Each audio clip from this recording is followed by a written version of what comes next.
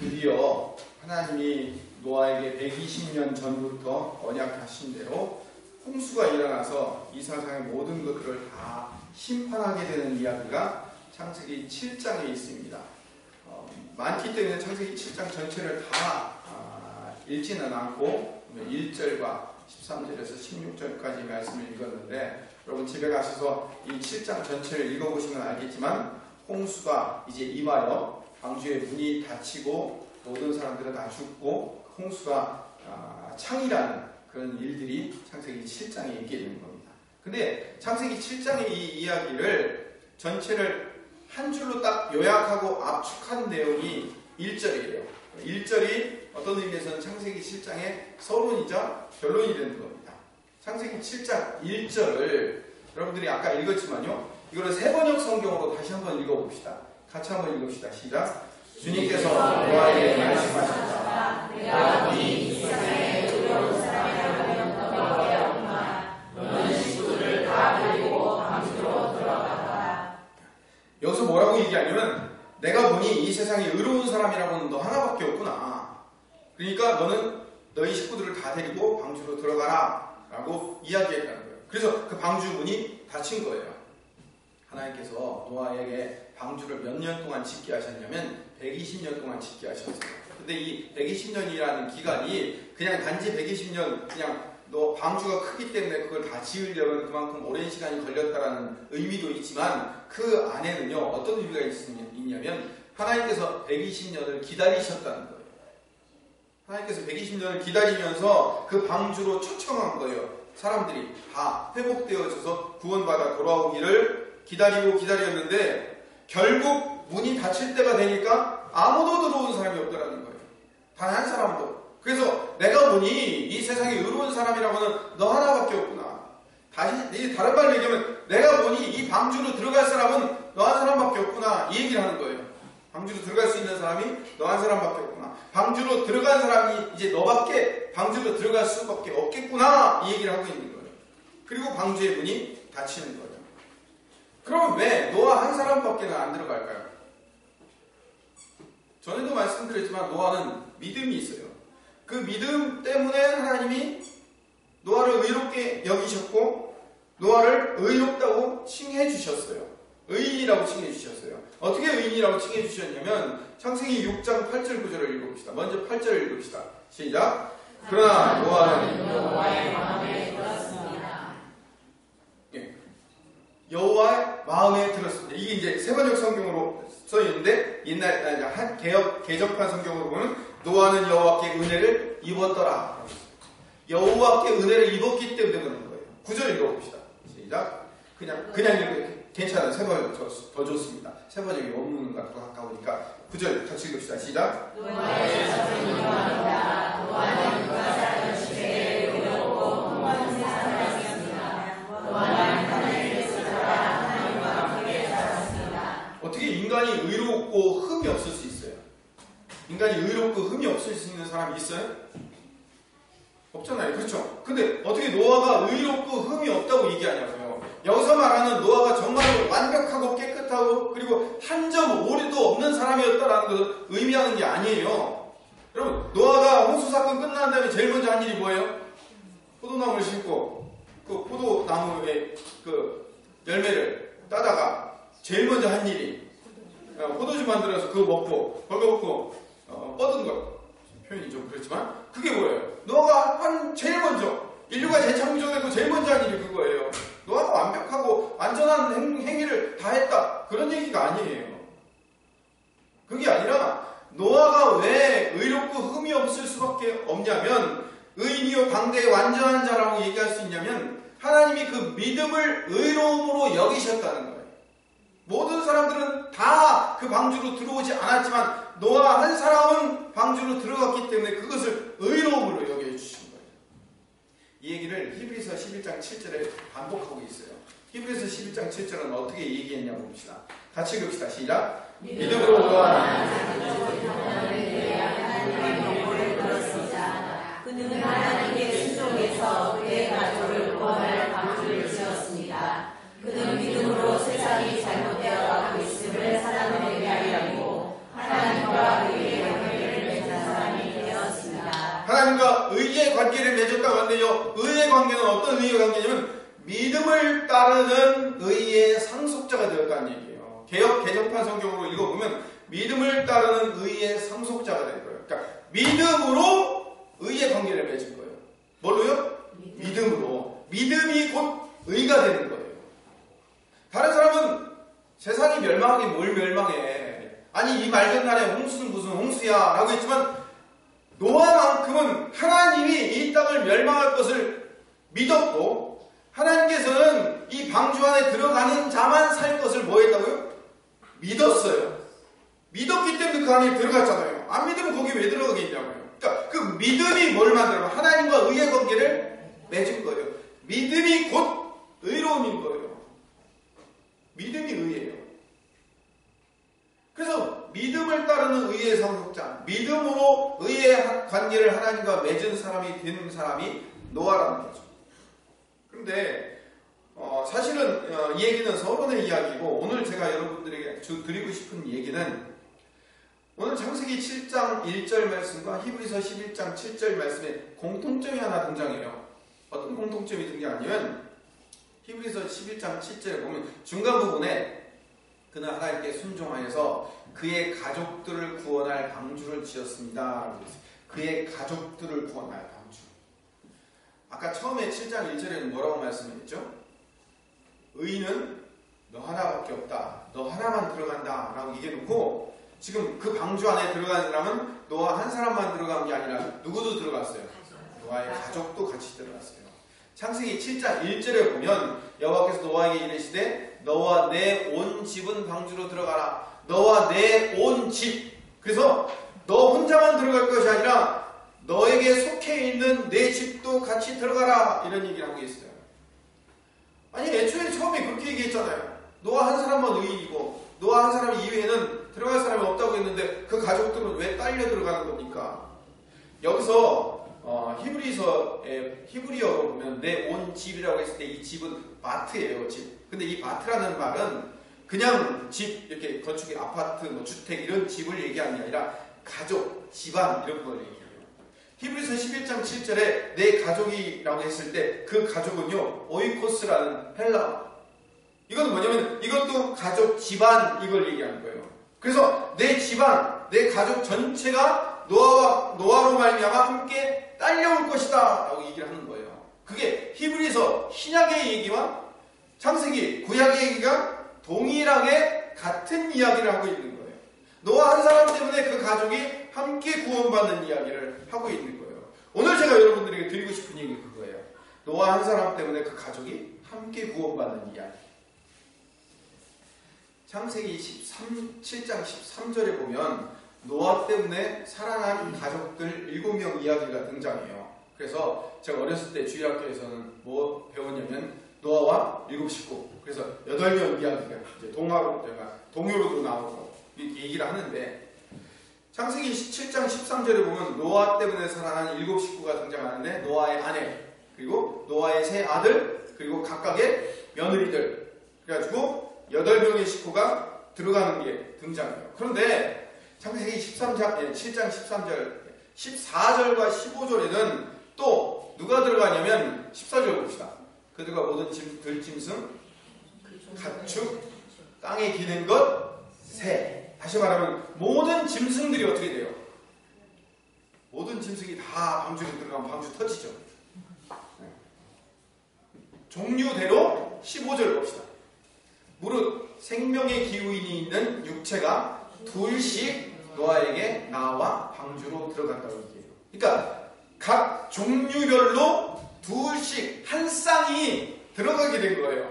그 모든 이 땅에 있는 짐승들의 종류별로 다 각각 한 쌍씩 들어가는 거예요. 거기에 들어가는 강아지 한 쌍은 뭐예요? 모든 인류의 대표가 아니라 모든 개들의 대표가 돼요. 거기에 들어가는 고양이는 모든 고양이들의 대표가 돼요. 거기에 들어가는 원숭이는 모든 원숭이들의 대표가 되어서 들어가는 거예요. 그러니까 다 들어가는 게 아니라 모든 동물들의 각각의 대표가 둘씩 들어가게 되는 거예요. 그런데 이 대표로 둘씩 들어가는 사람들이 둘씩 들어가는 사람 둘씩 들어가는 동물들이 어떤 동물이냐면 무릇 생명의 기운이 있는 육체들이에요. 생명의 기운이 있는 둘씩 들어가는 거예요. 제가 집사님한테 말씀 안 드려서 본문이 안 나와 있을 거예요. 근데 창세기 6장 3절에 보면 하나님께서 우리 인간들을 홍수로 심판해야 될 이유가 나와요. 거기 뭐라고 등장하냐면 하나님의 영이 이제 사람과 함께 다시는 거하지 않겠다고 여기 나왔네요. 여호와께서 이르시되 나의 영이 영원히 사람과 함께 하지 아니하리니 이는 그들이 육신, 다시 말하면 살덩어리가 되어버리는 거예요. 육신만 되니까 이제 이들을 뭐 하는 거예요? 썩 쓸어버리는 거예요. 왜? 거기는 하나님의 영이 거하지 않으니까, 아무것도 없으니까, 그냥 살덩어리 뿐이니까 그들을 싹 뭐예요? 홍수로 심판해버리는 거예요. 자, 그런데 다시 우리가 15절로 돌아가서 7장 15절로 돌아가서 생명의 기운이라고 했을 때 이 생명의 기운은요, 다른 말로 루하흐예요. 히브리어로. 왜냐면 영이라는 뜻이에요. 하나님의 영. 아까 하나님의 영이 이제는 사람과 함께 거하지 않겠다고 했던 그 루하흐 영이 동물들에게 거해 있네요. 원래 짐승들은요, 하나님의 영이 거해서 만들어졌어요? 아니에요. 오직 하나님의 영으로 만든 거는 누구밖에 없어요? 사람밖에 없어요. 아니 그런데 왜 짐승들이 생명의 기운, 다시 말하면 루하흐가 왜 짐승들에게 들어가 있는 거예요? 왜 그럴까요? 이유가 있어요. 다른 모든 짐승들은 다 인간과 함께 죽지만 대표가 되어서 방주로 들어가는 짐승들 딱 2마리씩은 거기에 뭐가 임한다고요? 생명의 기운, 하나님의 영이 거기에 임해서 들어가는 거예요. 하나님의 영이 거하자 모든 개들의 대표가 되어서 멍멍 하고 들어가더라고요. 모든 고양이들의 대표가 되어서 야옹하고 들어가더라는 거예요. 만약에 120년 동안 노아가 모든 짐승들을 다 잡아다가 거기다 집어넣는다고 생각해 보세요. 그러면 노아가 어디까지 가야 돼요? 일본에도 와야 되고, 한국에도 와야 되고, 아프리카도 와야 되고, 수많은 동물들을 어떻게 해야 돼요? 다 잡아와야 될 거 아니에요? 그렇죠? 근데 노아가 동물들을 잡아왔을까요? 아니면 동물들이 자기 발로 왔을까요? 자기 발로 왔을 거예요. 왜 지들이 자기 발로 오는 거예요? 뭐가 있기 때문에? 오케이, 하나님의 영이 있잖아요. 하나님의 영이 그 짐승들의 각각 대표들을 끌고 온 거예요. 끌고 와가지고 그들이 방주 안에 자기 발로 들어간 거예요. 자기 발로. 왜? 생명의 기운이 있으니까 거기에. 특별히 선택된 생명의 기운이 있는 한 쌍씩만 들어간 거예요. 왜? 하나님이 선택했으니까. 굉장히 중요한 거예요. 하나님은 7장 1절에 노아에게 야, 너밖에는 의인이 없다. 너밖에는 들어갈 사람이 없다 라고 했는데 노아의 가족들을 같이 거기다 묶어줘요. 하나님의 영이 임한 짐승들을 거기다 막 묶어주는 거예요. 그래서 노아가 만든 방주 안으로 누가 들어오는 거예요? 그 가족들과 하나님께서 정해주신 그 대표 짐승들이 다 들어와서 그 방주 안으로 들어와서 노아가 그 방주를 끌어안고 어떻게 된 거예요? 홍수를 통과한 거예요. 홍수를 통과했어요. 자, 지금 이 이야기가요, 성경에 계속 반복이래요. 지금 노아의 이야기가 계속 성경에 반복된다고요. 이 내용을 또 반복하는 사람이 누구냐면 모세예요. 지난주에도 읽었어요. 고린도전서 10장 1절부터 2절 말씀을 잠깐 보면요. 같이 읽읍시다. 형제들아, 나는 너희가 알지 못하기를 원하지 아니하노니 우리가 조상들이 다 구름 아래에 있고 바닷가 오르고 지나며 모세에게 속하여 다 구름과 바다에서 세례를 받고 모세가 잠깐만 거기까지 갑시다. 모세가 이스라엘 백성들을 어떻게 하는 거예요? 끌어안고 어디를 통과한 거예요? 홍해를 통과한 거예요. 바다를 통과한 거예요. 모세가 방주가 됐어요. 모세가 그걸 다 이스라엘 백성들을 끌어안았다고요. 왜 모세가 이스라엘 백성들을 다 끌어안는지를 제가 증명을 해볼게요. 자, 이스라엘 백성들이 그 홍해를 건널 수 있는 자격과 조건이 있었는지 없었는지 한번 살펴봅시다. 집사님, 세 번역을 읽어도 아무 상관없어요? 그냥 세 번역을 해도 괜찮아요. 그냥 복잡하게 하지 말고 그냥 우리 준비한 대로 갑시다. 출애굽기 14장 9절에서 16절 말씀을 우리 빨리 같이 한번 교독해 봅시다. 제가 먼저 읽겠습니다. 출애굽기 14장 9절 시작. 제가 읽겠습니다. 파라오는 말과 전차에 전차 모든 군인들과 자기 군대를 이끌고 이스라엘 백성을 뒤쫓았습니다. 그들은 이스라엘 백성이 홍해 곁에 진을 치고 있을 때 이스라엘 백성을 따라 잡았습니다. 그곳은 바히롯과 바알스본에 가까운 곳이었습니다. 10절.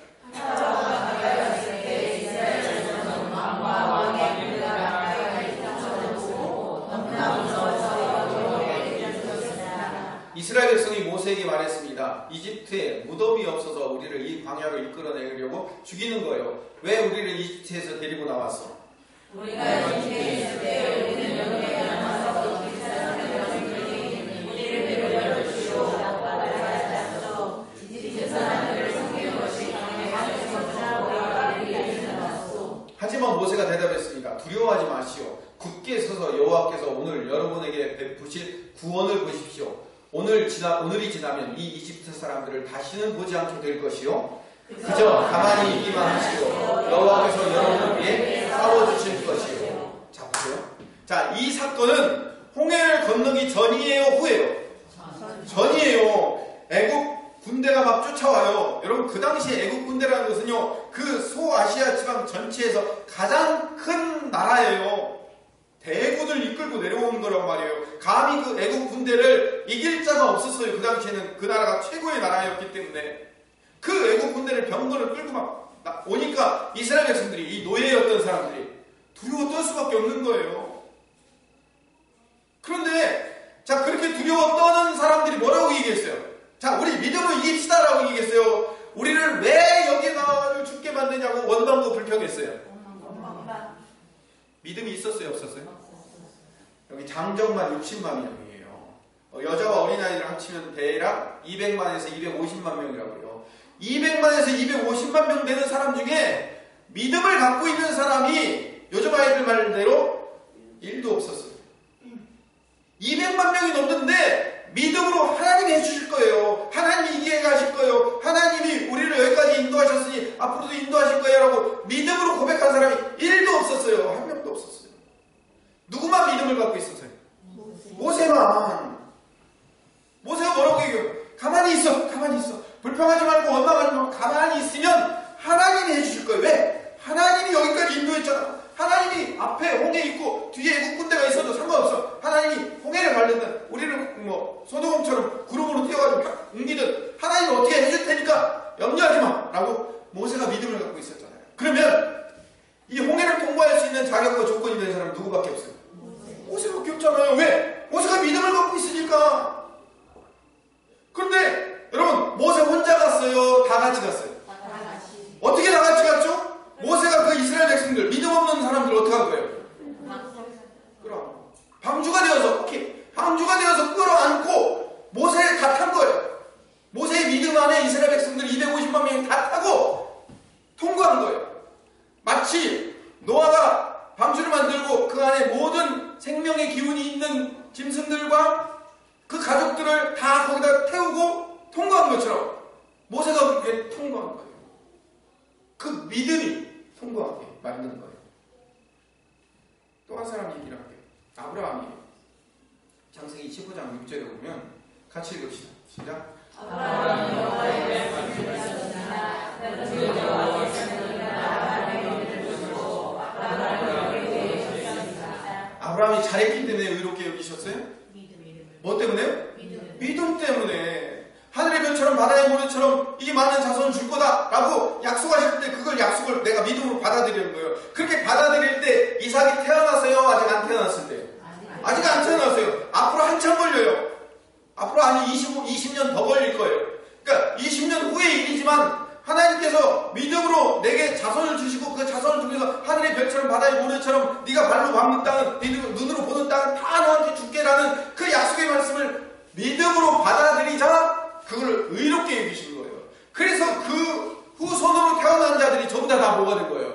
믿음의 자녀들, 후손들이 된 거란 말이에요. 그래서 그 아브라함이 믿음의 조상이 된 거예요. 그러니까 아브라함이 뭐 한 거예요? 그 아브라함의 믿음 안에 그 후손으로 태어날 자들 다 믿음으로 끌어안는 거예요. 자, 그러면 제가 세 사람 얘기했어요. 아브라함 얘기했고, 모세 얘기했고, 노아 얘기했고. 자, 이 세 사람의 공통점이 뭐예요? 믿음. 믿음의 상속자들이에요. 히브리서 11장 7절에 보면 믿음의 의의 상속자가 되었다고 얘기해요. 믿음으로 의의 상속자가 된 거예요. 믿음으로 의의 상속자가 된 거예요. 믿음이 있었기 때문에 그들이 의로움을 얻은 거예요. 그러니까 쉽게 얘기하면 제가 아까 설명할 때는 여러분들에게 이해하기 쉽게 하기 위해서 노아가 끌어안고 모세가 끌어안고 아브라함이 끌어안고 통과했다고 얘기했지만 사실은요, 모세나 노아나 아브라함이 끌어안는 게 아니라 그들 안에 있는 믿음이 방주 역할을 하는 거예요. 따라합시다. 믿음이 방주다. 믿음이 방주다. 믿음이 방주다. 믿음이 방주다. 내 안에 있는 믿음이 방주가 되는 거예요. 믿음으로 노아는 가족들을 함께 구원한 거예요. 믿음으로 아브라함은 하늘의 별과 바다의 모래 같은 그 자손들을 하나님 백성되게 만드실 거예요. 모세는 믿음으로 이스라엘 백성들, 믿음 없는 그 원망 불평하는 자들을 끌어안고 홍해를 통과한 거예요. 믿음이 방주예요. 아멘? 아멘. 믿음이 방주예요. 믿음이. 근데 신명기 18장 15절에 보면 같이 읽어봅시다. 시작. 하나님 여호와께서는 너를 외롭게 하소서 나와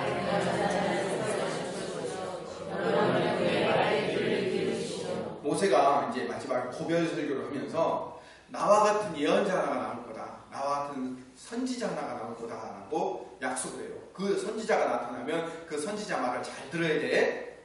나처럼 모세 말을 원망하고 거역하고 안 들은 것처럼 하지 말고 앞으로 올 그 선지자 예언자의 말을 잘 들어야 돼 라고 얘기했는데 그 앞으로 나올 그 예언자와 선지자가 누구가 되냐면 오케이 나중에 예수님이 돼요. 요한복음 6장 14절을 봅시다. 같이 읽읍시다. 시작. 사랑하는 예수님께서 하나님의 소명을 보고 살아계신다. 이분은 소명의 오시기를 의미하는 왔다. 히브리 헬라어로 보면 아주 정확한데요. 이분은 세상에 오실 그 예언자. 어떤 예언자? 모세가 율법에서 그렇게 기다렸던 앞으로 내 뒤를 이을 그 예언자라고 했는데 그 예언자, 모세가 얘기했던 그 예언자가 올 거라고 했는데 그 예언자가 바로 예수님입니다 라고 얘기하잖아요. 사람들이. 예수님 이야기라는 거예요. 노아 이야기, 아브라함 이야기, 모세 얘기는 결국 예표예요. 상징이에요. 결국 이 일을 통해서 누구 얘기하고 싶은 거냐면 예수님 얘기하고 싶은 거예요. 예수님이 믿음을 갖고 오셨어요. 어떤 믿음? 내가 십자가의 죽음으로 말미암아 나의 피와 살을 통하여 하나님을 믿는 하나님의 백성들을 살려내는 거예요. 자, 그러면 우리가 믿음이 있어서 우리의 의로 천국 가요? 예수님의 의로 천국 가요? 예수님의 의. 오케이, 예수님 안에 믿음의 의가 계시잖아요. 그래서 예수님이 우리를 끌어안고 죄와 사망과 죽음의 홍해를 통과하여 우리를 천국으로 데리고 가시는 거예요. 그 얘기를 하고 있는 거예요. 이 말씀을 정리합시다. 마가복음 6장 47절에서 52절에 보면 이제 시간이 많지 않으니까 우리 읽지 말고 그냥 제가 설명을 하겠습니다. 여기 보면 물 위를 걷는 기적의 이야기가 등장해요. 예수님께서 물 위를 걷는 거예요. 근데 그 물 위를 걷는 장면에서 제자들이 예수님을 유령으로 알고 예수님을 무서워해요. 마지막 52절만 읽어봅시다. 52절 같이 읽읍시다. 시작.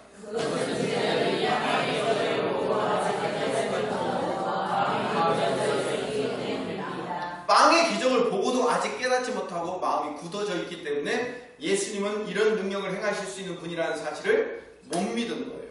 그래서 예수님을 못 믿었기 때문에 예수님이 유령인 줄 알고 깜짝 놀란 거죠. 자, 여기 보면 아주 중요한 얘기가 담겨져 있는데 이 예수님께서 물 위를 걸으시는 사건이 내복음서에서 나오는데 이 내복음서의 공이 오병이어의 사건이 나오고 물 위를 걷는 사건이 나오고 오병이어의 사건이 나오고 물 위를 걷는 사건이 나와요. 이 두 사건이 이렇게 공통적으로 오병이어의 사건이 나온 다음에 물 위를 걷는 사건이 나오는 이유는 오병이어의 사건을 백성들에게 전달해주고 알려줬는데도 불구하고 그 오병이어의 사건을 통해서 아하 예수님이 생명의 떡이신 분이구나 라는 것을 백성들이 제자들이 깨닫지 못한 거예요.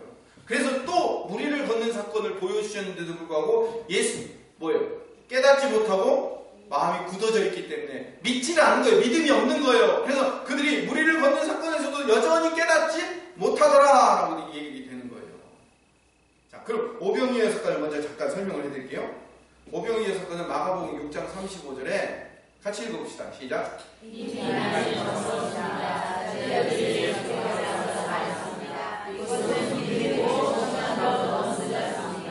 여기서 빈들이라고 하는데 이 빈들은요 헬라어로 에레모스라고 해가지고 광야예요. 광야.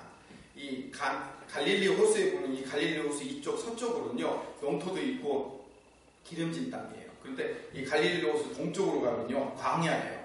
광야가 나와요. 근데 어디서 일어났다고요? 광야에서 오병이어 사건이 일어나는 거예요. 광야에서. 그 광야에서 일어난 이유가 있어요. 왜냐하면 이스라엘 백성들이 40년 동안 광야를 돌면서 먹을 것이 없다, 물이 없다, 고기가 먹고 싶다 그러면서 원망하고 불평했던 것들을 그대로 재현해낸 거예요.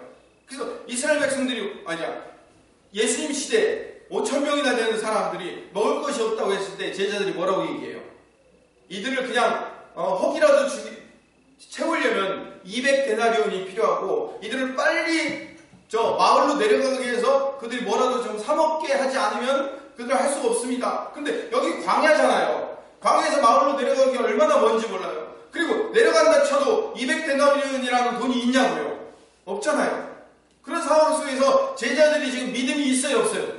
없어요. 자, 구약시대 이스라엘 백성들이 물이 없다, 이 광야에서 먹을 것이 없다 하고 있을 때 그들이 믿음이 있었어요, 없었어요? 없었어요. 그러니까 믿음 없음을 그대로 지금 뭐예요? 반복하여 재현하고 있는 거예요. 제자들이 이들을 어찌 먹이리까? 우리는 이 오병이어의 기적, 물고기 2마리와 보리떡 5개만 있어도 하나님이 어떻게 해주시겠지라는 걸로 들이민 게 아니라 그 의미가 뭐냐면 이거 갖고 뭘 하겠습니까? 라는 의미였다고요. 근데 그걸 가지고 예수님께서 어떻게 하셨어요? 5,000명을 먹이잖아요. 수많은 사람들을 먹이고 12광주가 남잖아요.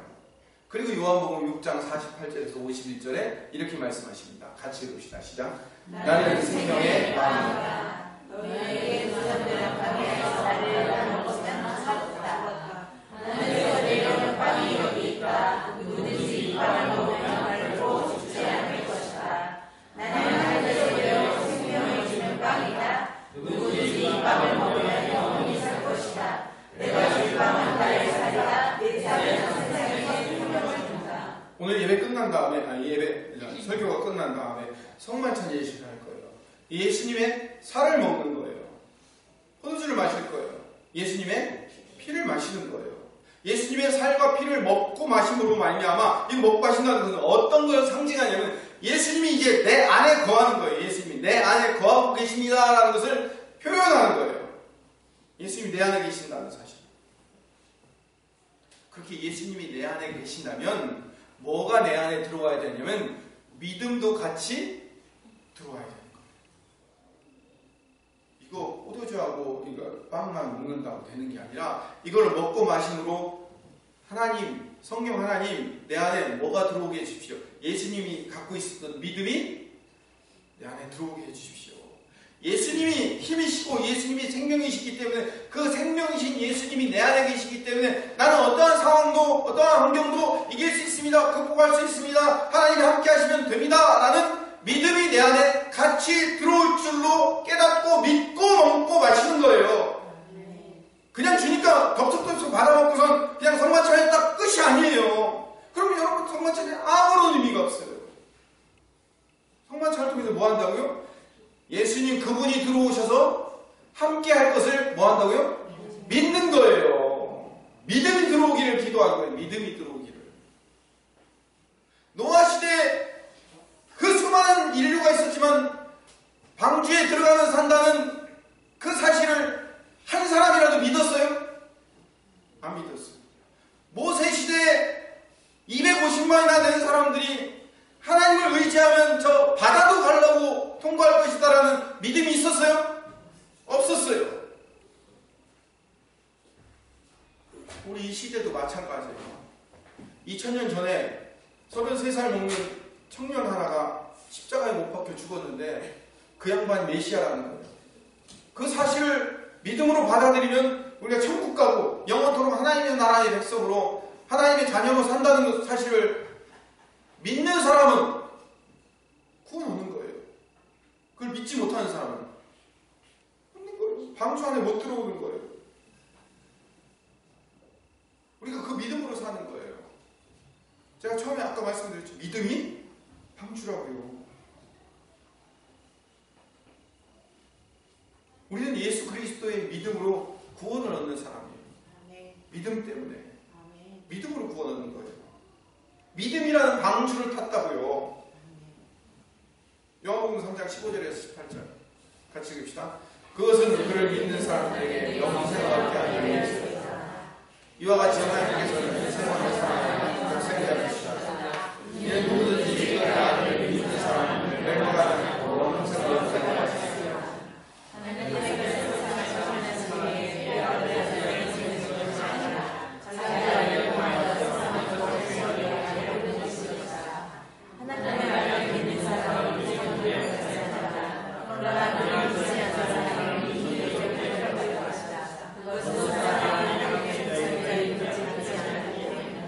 믿음이 우리의 삶을 판가름한대요.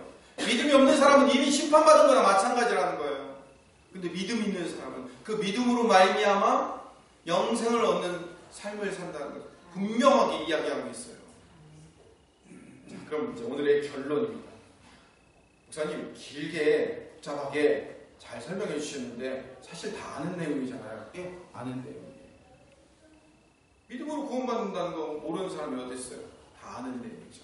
자, 그런데 믿음으로 구원받는 내가 오늘 말씀을 통해서 깨닫는 바는 중요한 것은 다른 사람, 또 다른 사람의 방주가 될 수 있다는 거예요. 이게 중요해요. 내가 믿음으로 구원받았잖아요.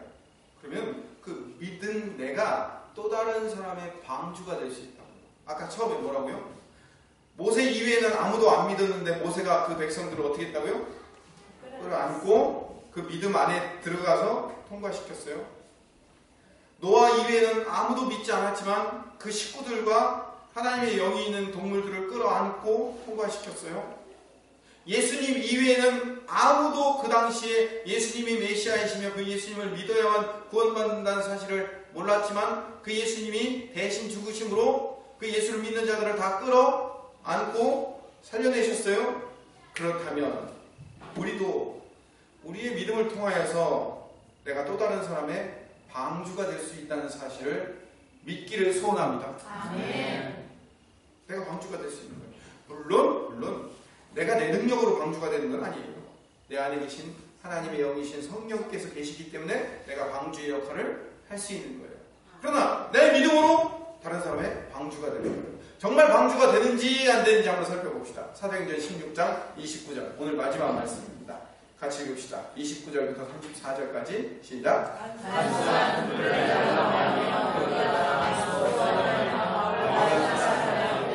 30절 그들을 데리고 나아가 이르되 선생들이여 내가 어떻게 하여야 구원을 받으리까 하거늘. 31절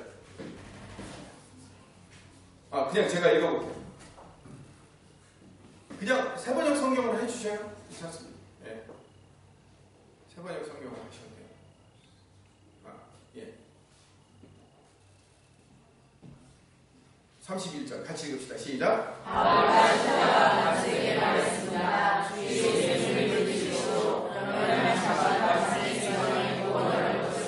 32절, 33절, 32절 시작.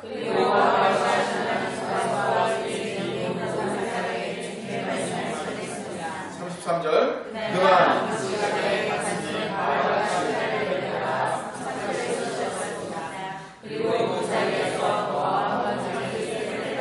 34절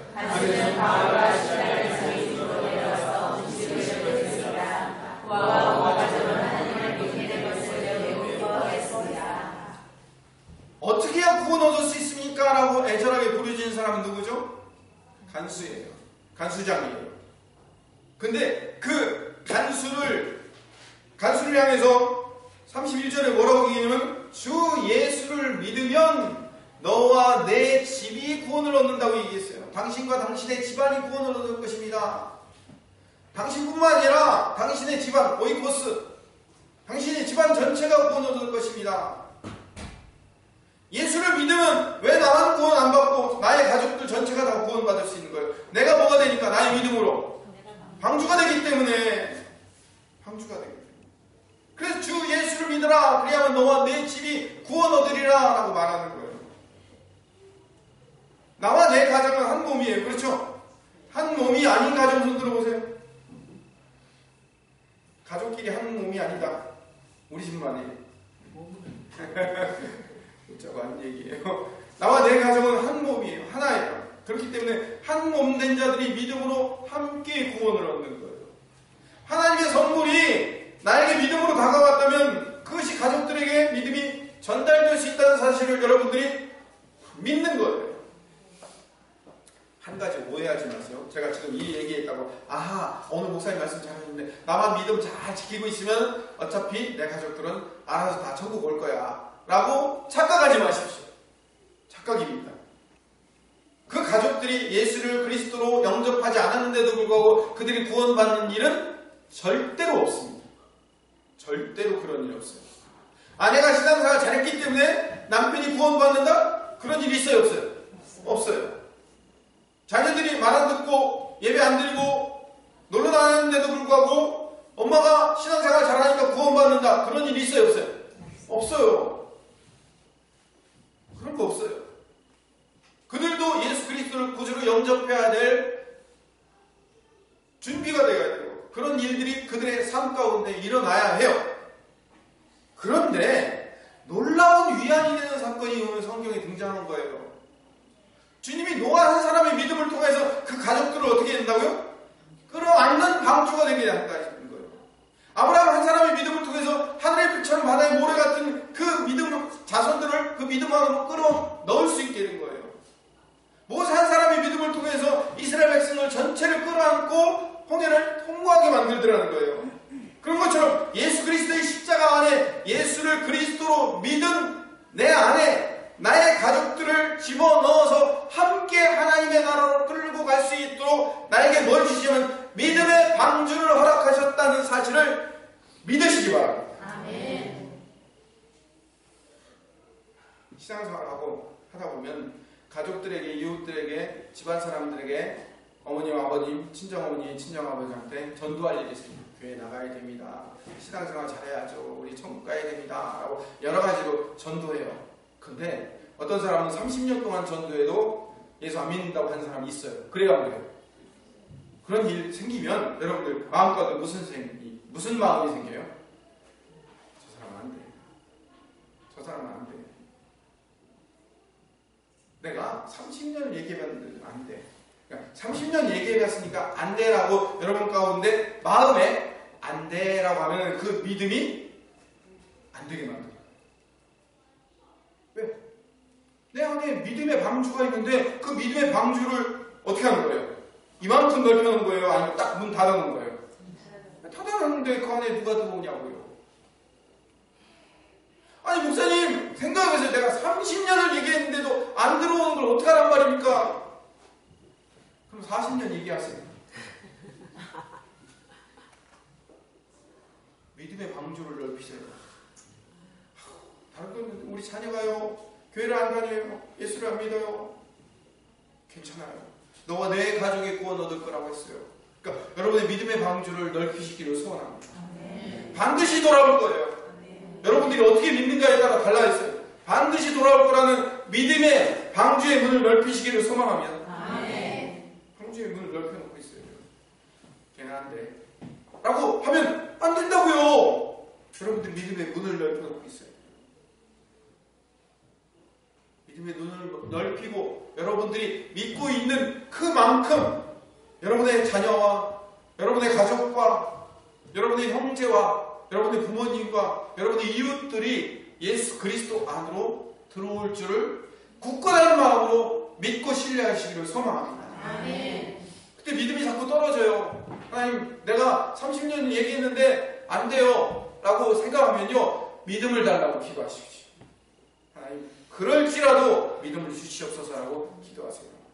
그리고 그 기도하는 가운데 여러분들 그 복음의 끈을 절대로 놓으면 안 됩니다. 끊임없이 전도하고 훈계하고 가르치고 복음을 전하고 데리고 와야 돼요. 25일날 데리고 올 줄로 믿습니다. 아멘. 25일날 데리고 올 줄로 믿습니다. 아멘. 데리고 오세요. 30년 했는데 안 돼요 하지 말고 데리고 오세요. 무슨 수단 방법을 가리지 말고 끌고 오세요. 와서 맛있는 거 사준다고 하고 오시고요.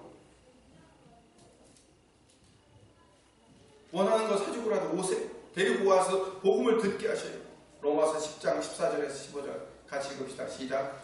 그러나 우리들이 믿지 않는 자를 어떻게 믿을 수 있겠습니까? 또 우리들이 능력이 없는 자를 어떻게 믿을 수 있겠습니까? 그들에게 선물해 줄 사람이 없는데 어떻게 그들이 믿을 수 있겠습니까?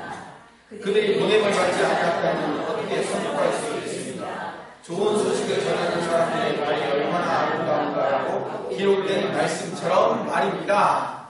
여러분들이 그 복음의 좋은 소식을 전하는 믿음의 방주가 되시기를 간절히 소망합니다. 아멘.